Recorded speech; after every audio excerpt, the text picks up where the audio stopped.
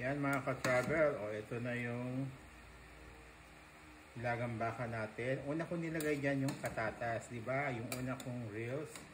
Paano alisin saturated fat. Ngayon, pinakulo ko ulit. Nilagay ko yung patatas.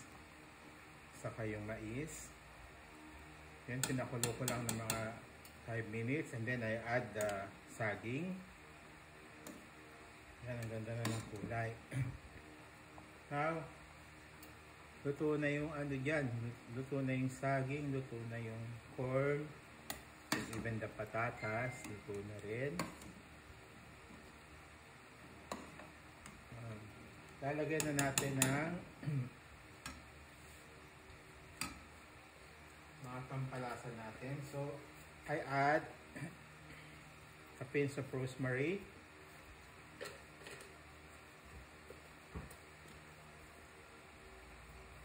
Paminta. Yan. And then, salt. Take it easy sa salt, ha? Pwede naman dagdagan yan kung ano. So, I just put salt because I don't like the fish sauce o yung patis kasi syempre hindi naman ito isda. So, alam mo naman yung patis, kailangan medyo lutuin yun para hindi umalis yung lansa. And after that, I put the bok choy or napa. Sa Palau kasi, or Republic of Palau, they call it napa. But I think napa is the English term for bok choy here in... Ayan.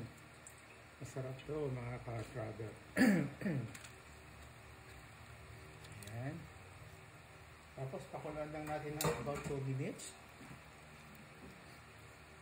Luto na yan. And then, since naalis yung oil kanina, ang baka, papalitan natin ng olive oil. This is the healthy thing about it. Put some olive oil. Jadi isang ganyan lang. Kasi ang olive oil naman kasi hindi ginagamit yung pang-prito or pang-ano. Hindi sa pang-drizzle lang yan sa mga ulam saka sa mga salad. Yan mga ka-travel, try nyo sa bahay nyo.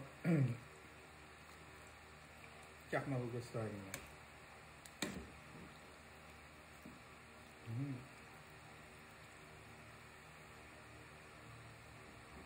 Tikman ko nga.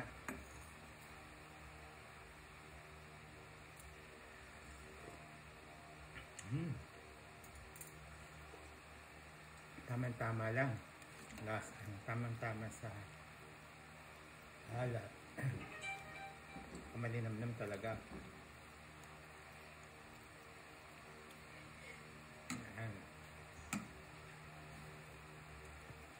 Ayan, maglalagay ako ng ano rito.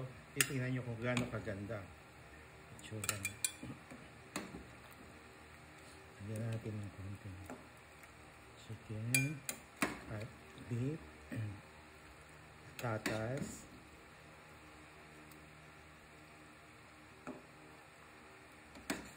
saka yung meat. May bulalo pala itong kasama. Diba, yung sa palengke, nilagyan niya ng bulalo.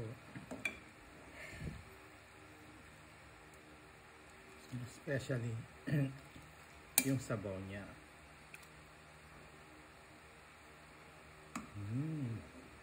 Look mga ka-travel, oh. Yun na itsura. Sarap, di ba? Healthy na. Masarap pa. Kaya, ako sa inyo, try nyo.